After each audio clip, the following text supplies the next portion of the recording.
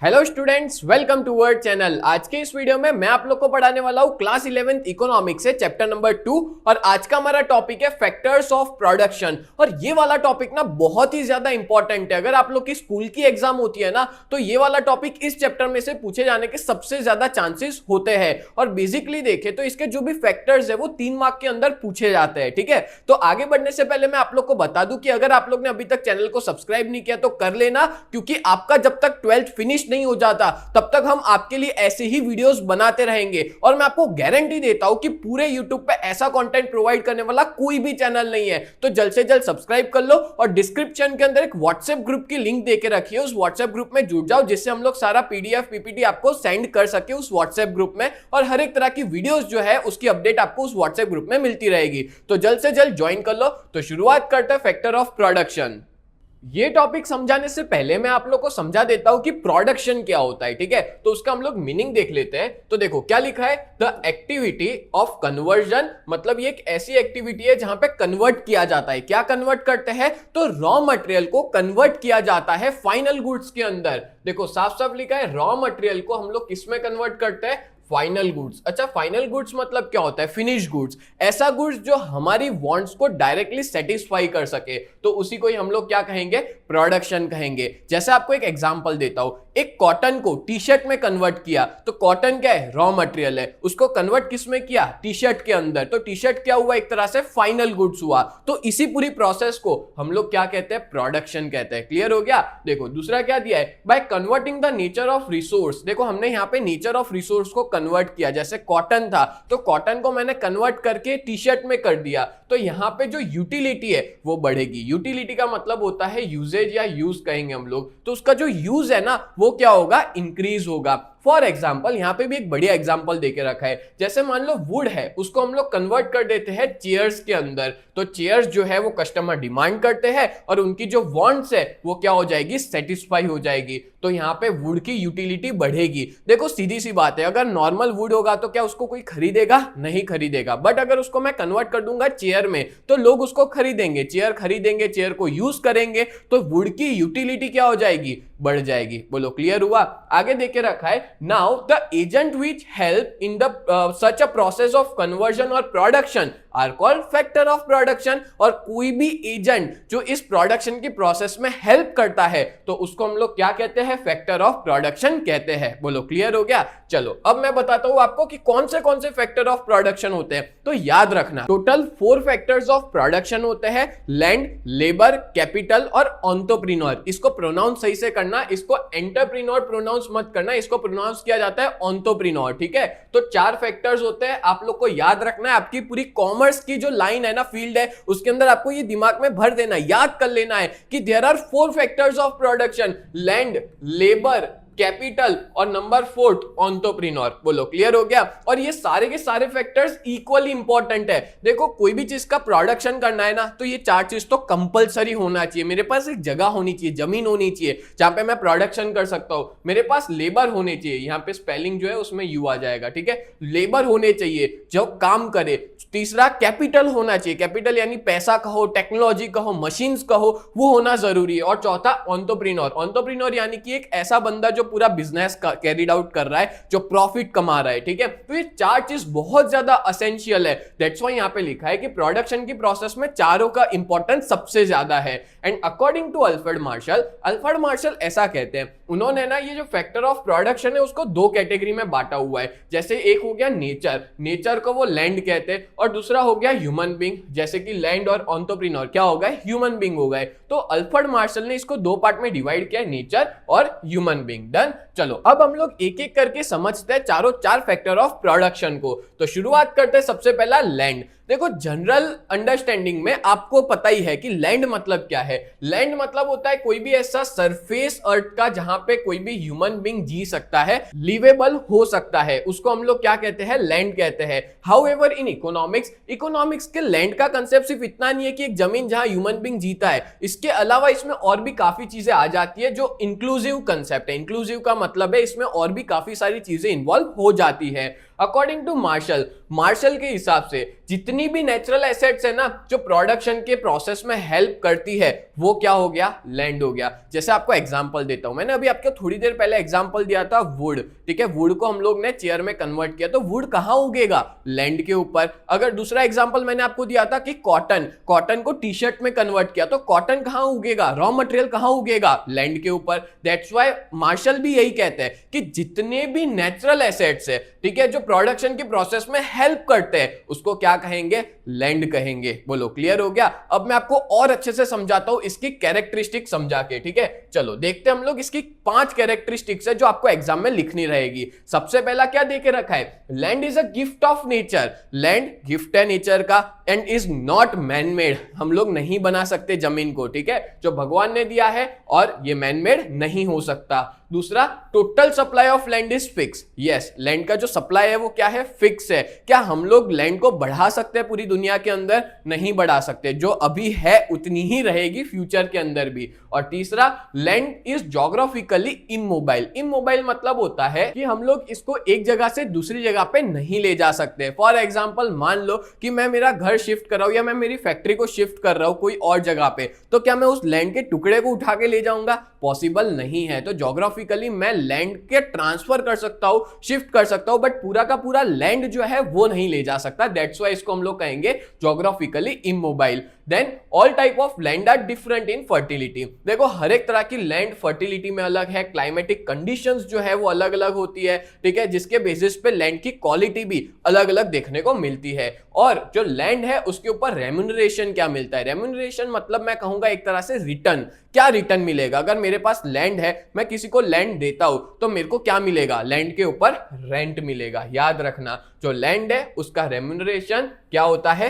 Rent होता है। Done. या तो फिर अगर मान लो मेरे को कोई चीज का प्रोडक्शन करना है, मेरे पास जमीन नहीं है, मैं किसी और की जमीन ले रहा हूं, तो मेरे को रेंट पे करना पड़ेगा, ठीक है, मेरी जमीन है मैं किसी और को दे रहा हूं तो रेंट मिलेगा। क्लियर। तो इन शॉर्ट रेम्यूनरेशन लैंड पे क्या होता है, रेंट होता है। डन। चलो दूसरा देख लेते हैं, लेबर। अच्छा देखो, लेबर यानी क्या होता है कि प्रोडक्शन के प्रोसेस के अंदर लेबर का भी बहुत ज्यादा इंपॉर्टेंस है, ठीक है। जो ऐसा पर्सन जो फिजिकल और इंटेलेक्चुअल वर्क करता है, कोई भी ऐसा human being, in order to earn return, और उसको कुछ ना कुछ रिटर्न मिलने की एक्सपेक्टेशंस हो, ठीक है, which is done under the supervision of some authority, और वो काम किसी के अंडर ऑब्जर्वेशन में कोई अथॉरिटी के अंडर काम कर रहा है, और उसी को ही हम लोग क्या बोलते हैं, लेबर बोलते हैं। देखो यहाँ पे आप लोग फोटो देख सकते हो, यहाँ पे फैक्ट्री है और फैक्ट्री के अंदर ये सारे लेबरर्स है जो काम कर रहे हैं, तो वो लोग जो काम करते हैं ना उसको लेबर कहते हैं, और इनको खुद को हम लोग लेबरर कहा जाता है, ठीक है। लेबरर मतलब हर वो पर्सन जो किसी के यहाँ पे जॉब कर रहा है,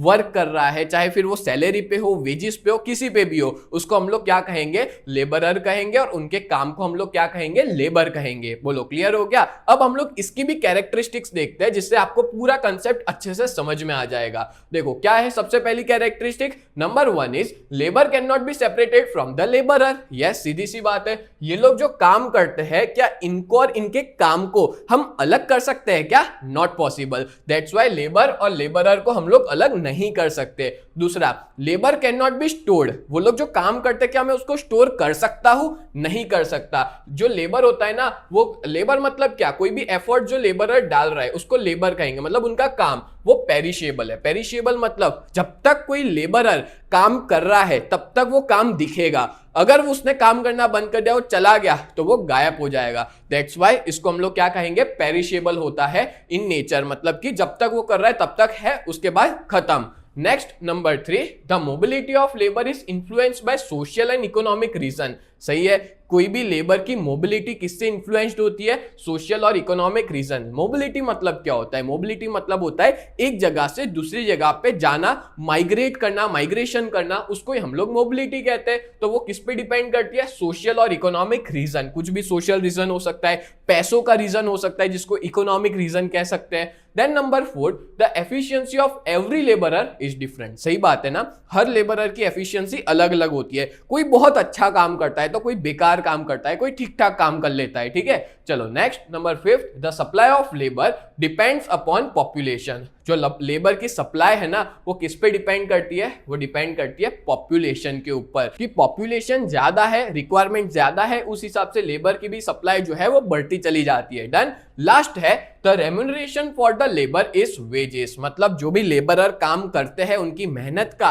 उनको रिटर्न में क्या मिलेगा, रेम्यूनरेशन क्या मिलेगा, उनको मिलेगा वेजेस। अच्छा, वेजेस मतलब क्या होता है? वेजेस का मतलब होता है कि जो फिक्स्ड रेगुलर पेमेंट मिलता जाए ना उसको वेजेस कहेंगे। ये पेमेंट आपको मंथली भी मिल सकता है, वीकली भी मिल सकता है, डेली भी मिल सकता है, डिपेंड करता है, ठीक है। बट याद रखना वेजेस मतलब आपको एक फिक्स पेमेंट मिलता है ना, उसको ही हम लोग वेजेस कहते हैं। डन। आगे बढ़ते हैं। ये हमने दो पढ़ लिए, लैंड लेबर कंप्लीट कर लिया। अब हम लोग देखते हैं कैपिटल क्या होता है। तो देखो मॉडर्न टाइम्स के अंदर कैपिटल बहुत ही ज्यादा इंपॉर्टेंट फैक्टर ऑफ प्रोडक्शन है। आज की डेट में ना सबसे ज्यादा इंपॉर्टेंस इसको ही दिया जाता है। क्यों? अभी मैं आगे बताता हूं। और ये चीज याद रखना, जितने भी मैनमेड गुड्स है जो प्रोडक्शन के अंदर हेल्प करते हैं उसको हम लोग कैपिटल कहते हैं। एक और बात, कोई भी ऐसे गुड्स जो मैनमेड है और जो प्रोडक्शन की प्रोसेस में हेल्प करते हैं उसको कैपिटल कहेंगे। से फॉर एग्जांपल कोई भी मशीन हो गया, टूल्स हो गए, इक्विपमेंट्स हो गए, या तो पैसा हो गया, पैसा भी मैनमेड है, मशीन्स भी मैनमेड है, इन सबको हम लोग किस में कंसीडर करते हैं? कैपिटल में कंसीडर करते हैं। बोलो क्लियर हो गया? एक एग्जांपल मैं आपको देता हूं। जैसे मान लो एक ट्रैक्टर हम लोग ले रहे हैं, tractor is a produce factor of production. सीधी सी बात है, ट्रैक्टर क्या है? एक तरह से फैक्टर ऑफ प्रोडक्शन है which further help in the production of agriculture goods। अगर मेरे को खेतीबाड़ी करनी है, क्रॉप्स उगाना है, पौधा उगाना है, तो उसके लिए ट्रैक्टर बहुत ज्यादा जरूरी है। तो मेरे लिए कैपिटल क्या हुआ? ट्रैक्टर हुआ। तो मैंने अभी कहा ना थोड़ी देर पहले कि कोई भी मशीन हो, इक्विपमेंट हो, टूल हो, वो सारा एक तरह से कैपिटल ही माना जाता है। इन शॉर्ट ये मीनिंग जो है वो मैंने खुद से लिखा है। In short capital refers to manmade assets. Yes, ये मैनमेड एसेट्स है, हमने बनाई है, which use to produce goods and service, जो काय के लिए यूजफुल होती है? गुड्स और सर्विस को प्रोडक्शन करने के लिए, such as tool, machinery, buildings, equipment. ये सारे के सारे क्या हुआ? कैपिटल हुआ। And it also include financial resources, इसमें पैसा भी आ जाता है, जैसे कि कैश हो गया, इन्वेस्टमेंट हो गया, ये दोनों के दोनों कैपिटल में माने जाते हैं। ठीक है, यहां पे देखो एक बढ़िया सी मैंने आपको फोटो बताई है, इससे आपको पूरा समझ आ जाएगा। देखो ये फोटो में हमको क्या दिख रहा है? एक फार्मर है जो ट्रैक्टर का यूज करके अपनी खेतीबाड़ी कर रहा है। ठीक है, तो वो जो जमीन है उस पे जो कर रहा है वो क्या हुआ? लैंड हो गया। ठीक है, जो पर्सन है वो खुद लेबर भी है, और जो कैपिटल मतलब कि जो ट्रैक्टर है ना वो उसके लिए क्या हुआ? कैपिटल हो गया। और उसके दिमाग में जो आइडिया आया, ठीक है, कि वो पूरा प्रोडक्शन करेगा, खेतीबाड़ी करेगा, उसको क्या कहेंगे? एंटरप्रेन्योरशिप कहेंगे। सोचो अगर ये बंदा साइड में खड़ा है, ठीक है, और इसने अपने यहाँ पे किसी को काम पे रख दिया, तो इसके यहाँ पे लेबर भी हो गया, कैपिटल भी है, लैंड भी है, और वो खुद कौन हुआ? एंटरप्रेन्योर हुआ। क्लियर? तो इस तरह से कोई भी चीज का प्रोडक्शन चार चीजों से होता है: लैंड, लेबर, कैपिटल और एंटरप्रेन्योर। डन? समझ आ गया? तो याद रखना कैपिटल मतलब सिर्फ पैसा नहीं होता, कैपिटल मतलब मशीन भी होता है, बिल्डिंग भी होता है, टूल भी होता है, इक्विपमेंट भी होता है। डन? चलो आगे बढ़ते हैं इसकी कैरेक्टरिस्टिक्स की तरफ। टोटल 4 ही कैरेक्टरिस्टिक्स है, बहुत इजी है। देखो पहला पॉइंट क्या दिया है? Capital is a man made factor of production, इसको man made factor of production कहा जाता है। दूसरा, ये पता है सबसे ज्यादा मोबाइल है। सबसे ज्यादा मोबाइल मतलब हम इजीली इसको इधर से उधर कर सकते हैं। ठीक है, इजीली ट्रांसफरेबल है, एक जगह से दूसरी जगह पे हम लोग आसानी से ले जा सकते हैं। जैसे एग्जांपल दिया था ट्रैक्टर का, तो क्या मैं ट्रैक्टर एक जगह से दूसरी जगह बहुत आसानी से ले जा सकता हूं? हाँ, आसानी से ले जा सकता हूं। दूसरा पैसा हो गया, पैसे को भी ले जा सकता हूं। दैट्स व्हाई ये मोस्ट मोबाइल है। चारों फैक्टर ऑफ प्रोडक्शन, ये एमसीक्यूज में पता है पूछ सकते हैं कि बताओ कौन सा ऐसा फैक्टर है जो सबसे ज्यादा मोबाइल है, तो आपका आंसर क्या आना चाहिए? Capital is the most mobile factor of production. Done? चलो नेक्स्ट आगे बात करें। Number 3, the increasing demand for capital in present times. आज की डेट में ना जो कैपिटल है उसकी डिमांड जो है वो डे बाय डे बढ़ती जा रही है, जिसकी वजह से प्रोडक्शन करने के लिए कौन सी मेथड का यूज किया जा रहा है? Capital intensive method of production, यानी कि कोई भी प्रोडक्शन करने के लिए मशीन्स का यूज किया जा रहा है। ये जो कैपिटल इंटेंसिव प्रोडक्शन मेथड है ना, इसका मतलब क्या होता है? मशीन्स, कि मशीन्स का यूज किया जा रहा है प्रोडक्शन करने के लिए, और इसकी वजह से मार्केट के अंदर इसकी स्केयरसिटी भी है। सीधी सी बात है, लोग डिमांड बढ़ा रहे हैं पर इतना सप्लाई नहीं है, उसकी स्केयरसिटी यानी कमी है। ठीक है, तो इसको ही हम लोग कहेंगे कैपिटल। अब याद रखना कि कैपिटल के ऊपर रेम्यूनरेशन क्या होता है, तो याद रखना हमेशा कैपिटल पे रेम्यूनरेशन होता है इंटरेस्ट। यहाँ पे पैसों के व्यू पॉइंट से बताया है। अगर मान लो मैं एंटरप्रेन्योर हूं, मेरे पास पैसा नहीं है, कैपिटल नहीं है, तो मैं क्या करूंगा, किसी से पैसा ले आऊंगा, तो मेरे को इन रिटर्न क्या देना पड़ेगा, मेरे को रिटर्न में देना पड़ेगा इंटरेस्ट। या तो मेरे पास पैसा है, मैं कोई एंटरप्रेन्योर को पैसा दे रहा हूं बिजनेस करने के लिए, तो मैं क्या लूंगा, उससे इंटरेस्ट लूंगा। तो उसके कैपिटल पे रेम्यूनरेशन क्या होता है, इंटरेस्ट होता है। बोलो क्लियर हो गया। तो इस तरह से 3 फैक्टर पड़े, लैंड, लेबर और कैपिटल। अब आगे बढ़ने से पहले मैं आपको इंफॉर्मेशन देना चाहता हूं, अगर आप लोग 11th कॉमर्स में और आपकी पढ़ाई बहुत बढ़िया तरीके से करना चाहते हो ना, तो आप लोग हमारे इस कोर्स को परचेस कर सकते हो, जहां पे 4 सब्जेक्ट सिर्फ और सिर्फ 2999 में आपको मिल जाएंगे। और इस कोर्स के अंदर हम लोग 4 सब्जेक्ट में कौन से, तो अकाउंट्स है, स्टैटिस्टिक्स है, इकोनॉमिक्स है और ओसीएम है। अब आप सोचो, अगर आप लोग ऑफलाइन में ट्यूशन रखवाते हो तो आपको कितना सारा पैसा पे करना पड़ता है वहां पे, बट ऑनलाइन में ऐसा बेस्ट कंटेंट अगर मिल रहा हो ना, तो सच बात बता रहा हूं, ये पैसे बहुत कम है। 3000 रुपए में 4 सब्जेक्ट्स मिल रहे हैं। और अगर आप लोग ने अभी तक हमारे ऐप को डाउनलोड नहीं किया तो डाउनलोड कर लो, प्ले स्टोर पे यूजीटी नाम है और ऐप स्टोर पे माई इंस्टीट्यूट नाम है। और अगर कोई भी तरह की क्वेरी है, अगर आप अपने पेरेंट्स से बात करवाना चाहते हो, आप बात करना चाहते हो, इस कोर्स में जुड़ना चाहते हो, तो आप इस नंबर पे भी कांटेक्ट कर सकते हो। और इस कोर्स के अंदर ना सारे रिकॉर्डेड वीडियोस भी अवेलेबल है, साथ साथ में लाइव लेक्चर्स भी आपको पढ़ाए जाएंगे। और अगर आपका कोई भी डाउट होगा ना, तो 1-to-1 डाउट सॉल्विंग भी करवाया जाएगा। तो जल्द से जल्द आप सभी के सभी बच्चे हमारे ऐप में ज्वाइन हो जाओ और अपना जो रिजल्ट है वो बेस्ट पाओ। ठीक है, चलो नेक्स्ट आगे बढ़ते हैं। एंटरप्रेन्योर। अच्छा, एंटरप्रेन्योर क्या है, तो ये एक ऐसा फैक्टर है विच ब्रिंग्स टुगेदर, मतलब ये क्या करता है पता है, कोऑर्डिनेट करता है। जितने भी फैक्टर ऑफ प्रोडक्शन हमने देखे ना 3, लैंड, लेबर, कैपिटल, ये तीनों को एक साथ लाने का काम कौन करता है, एंटरप्रेन्योर करता है फॉर द प्रोडक्शन प्रोसेस। किसके लिए, प्रोडक्शन प्रोसेस के लिए या तो इकोनॉमिक एक्टिविटी के लिए। एक चीज याद रखना, जो एंटरप्रेन्योर है ना, मतलब एक डिफरेंस है मैनेजमेंट के अंदर और कोऑर्डिनेशन के अंदर। मैनेजमेंट ऑफ वर्क मतलब एंटरप्रेन्योर जरूरी नहीं है मैनेजमेंट ही करे, उसका मेन काम तो कोऑर्डिनेशन का होता है, हर एक रिसोर्स को एक साथ लाके काम पे लगाना। ठीक है, management of work is done by a manager. एक मैनेजमेंट जो है काम का वो मैनेजर भी कर सकता है, जो कि सैलरीड लेबरर है, ठीक है, जिसको सैलरी पे रखा हुआ है। But entrepreneur is the person who set up the enterprise. एक ऐसा पर्सन है जिसने पूरी की पूरी एंटरप्राइज को सेटअप किया है। And entrepreneur is the risk taker, वो take the risk of setting up an activity. मतलब ये एक रिस्क टेकर होता है, इसको लॉस भी हो सकता है, प्रॉफिट भी हो सकता है। दैट्स व्हाई एंटरप्रेन्योर जो होता है वो एक रिस्क टेकर माना जाता है। बोलो क्लियर हो गया। चलो अब हम लोग इसकी कैरेक्टरिस्टिक्स पढ़ते हैं। तो सबसे पहली कैरेक्टरिस्टिक्स क्या है एंटरप्रेन्योर की, number 1, this factor is the decision maker of the activity. Yes, हर एक तरह के डिसीजन कौन लेता है, एंटरप्रेन्योर लेता है। ठीक है, and this factor is also known as risk taking factor. और ये कैसा फैक्टर है, रिस्क टेकिंग, ये रिस्क लेता है, बड़े बड़े रिस्क लेता है। ठीक है, जिससे उसका प्रॉफिट भी बड़ा होता है, लॉस भी हो सकता है, प्रॉफिट भी हो सकता है। Then it possess the quality of coordination, इसके अंदर एक क्वालिटी होती है कोऑर्डिनेशन की। जैसे उसको कोई अपॉर्चुनिटी दिखती है, वो सारे रिसोर्स को एक साथ उस काम के पीछे लगा देता है, उस अपॉर्चुनिटी को ग्रैब करने के पीछे लगा देता है। And in other words entrepreneurship is a quality. आपको पता है एंटरप्रेन्योरशिप क्वालिटी है, आप भी एक एंटरप्रेन्योर बन सकते हो। अगर मान लो आपके पास बचपन से ऐसी क्वालिटी नहीं है, तो आप एंटरप्रेन्योरशिप की क्वालिटी को बिल्ड भी कर सकते हो। और इसके लिए काफी सारे कोर्सेज है, बीबीए, एमबीए जैसे, जहां पे आप एक एंटरप्रेन्योर बन सकते हो। ठीक है, देन आगे बात करें, the remuneration of this factor is called profit. सीधी सी बात है, कोई भी, जैसे मान लो मैं एंटरप्रेन्योर हूं, मैं मेहनत कर रहा हूं, मैं काम कर रहा हूं, तो मेरे को रिटर्न में क्या मिलेगा, मेरे को मिलेगा उस बिजनेस में से प्रॉफिट। ठीक है, तो रेम्यूनरेशन क्या होता है एंटरप्रेन्योर का, प्रॉफिट होता है। बोलो क्लियर हो गया। तो इस तरह से मैंने आपको चार फैक्टर ऑफ प्रोडक्शन समझा दिए और उसकी कैरेक्टरिस्टिक्स भी समझा दी। तो उम्मीद करता हूं ये पूरा वीडियो आपको बहुत अच्छे से समझ में आया होगा। तो ऐसे ही वीडियोस देखने के लिए आप लोग हमारे चैनल को जरूर सब्सक्राइब करें। तो मिलते हैं नेक्स्ट वीडियो में, तब तक के लिए bye and thank you so much.